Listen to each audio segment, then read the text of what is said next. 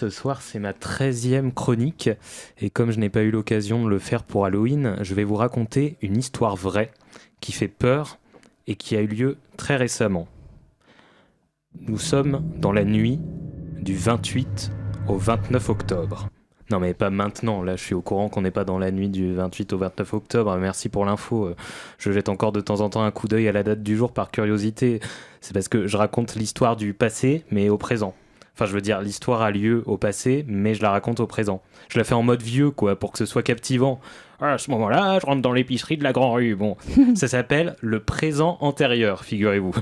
Non je rigole, j'en sais rien en vrai, je voulais frimer mais j'ai aucune idée de comment ça s'appelle. Donc... Nous sommes dans la nuit du 28 au 29 octobre. L'histoire se déroule il y a fort longtemps, en l'an 2023. Et elle nous emmène très loin, puisqu'elle se déroule en France, un pays lointain d'Europe dont vous avez peut-être déjà entendu parler quelques fois si vous vous intéressez vraiment aux secrets méconnus du globe terrestre. Vous me dites si j'en fais trop. À cette époque de l'année, les jours raccourcissent et l'obscurité envahit le pays de plus en plus tôt. Mais cette nuit-là, ce n'est pas une nuit comme les autres. Quelque chose de terrifiant allait se produire.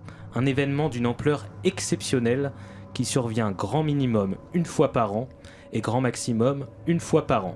Si j'en crois mes déductions, sauf erreur de ma part, nous sommes donc sur un événement qui arrive en moyenne, si on arrondit, exactement une fois par an. Il est 2h59 du matin. La porte est entr'ouverte. Moi, je sais pas quelle porte, mais à un moment, il fallait bien que je rajoute une ou deux portes entr'ouvertes dans mon histoire pour qu'on ait la pétoche. Donc faites pas les gens qui ont besoin d'informations additionnelles. Surtout ce qui est porte au milieu des histoires, elle est entr'ouverte, c'est tout, on va s'en remettre. 1 minute plus tard, à précisément 3h du matin, un bruit étrange se fait entendre dans tout le pays. Ce bruit, c'est le bruit de l'affichage de l'heure sur les téléphones mobiles, les ordinateurs, les montres connectées, les voitures, les radios réveils, les smart TV 50 pouces UHD 4K. Et alors ce bruit, il a une particularité. C'est qu'il n'en fait pas de bruit. Donc j'aurais pu vous raconter quelque chose comme, à l'entente de cette manipulation sinistre du temps prenant possession des appareils, tout le monde se réveille en sursaut, hurlant d'effroi, sauf qu'en fait tout le monde roupille sec et il se passe que de... L'heure n'affiche pas 3h00 comme prévu, non, mes petits cocos, elle affiche 2h00. Alors, sur le moment, oui, il ne se passe pas grand-chose, mais c'est quelques heures plus tard que tout va basculer. Il est 10h du matin et la lumière de la journée a commencé à percer à travers les rideaux. Tout semble paisible, mais dans l'univers sombre et cauchemardesque des pages Facebook publiant des contenus humoristiques, mais dont le nom n'a aucun rapport avec, un sombre rituel se met en place.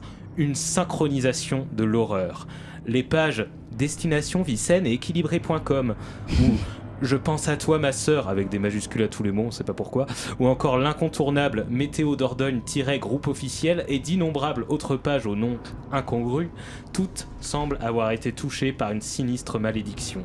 À l'unisson, comme si elles avaient scellé un pacte infernal, elles se lancent dans une campagne de contenu claqué au sol. Les publications sur « On dort plus ou on dort moins les gars MDR ?» se multiplient, inondant les fils d'actualité de leurs abonnés, submergeant la toile. Est-ce qu'on gagne ou est-ce qu'on perd une heure de sommeil ? Résonne leur rire malsain. C'est comme si toutes ces pages, touchées par la grâce de l'humour décapant, étaient convaincues d'avoir découvert la blague du siècle. En effet, il faut savoir que le passage à l'heure d'hiver est un calcul mathématique d'une telle complexité qu'il fait sauter tous les neurones un par un. Dans la vie de tous les jours, on sait faire des calculs de tête, des multiplications, des produits en croix, mais alors pour comprendre que si on passe de 3 heures à 2 heures, on gagne une heure, notre intelligence se met soudainement en RTT, et en un clin d'œil, on se met à partager un grand point commun avec les pelles à tarte, à savoir être complètement con. Et donc, les plaisanteries se répandent de partout, infectant les esprits des internautes, les forçant à mettre des likes et des emojis morts de rire à tout va. Pris au piège, il se pose alors une seule question. Une seule.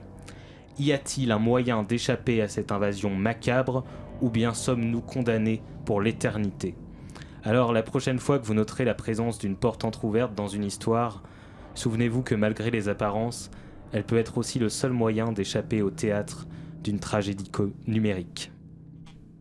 Merci beaucoup Sébastien, j'ai eu peur que tu me parles des commentaires first, je crois que ça m'aurait fait trop frissonner. Ça aurait été un peu trop pour moi, mais ouais, merci. Donc, ouais, non, mais c'est comme ça.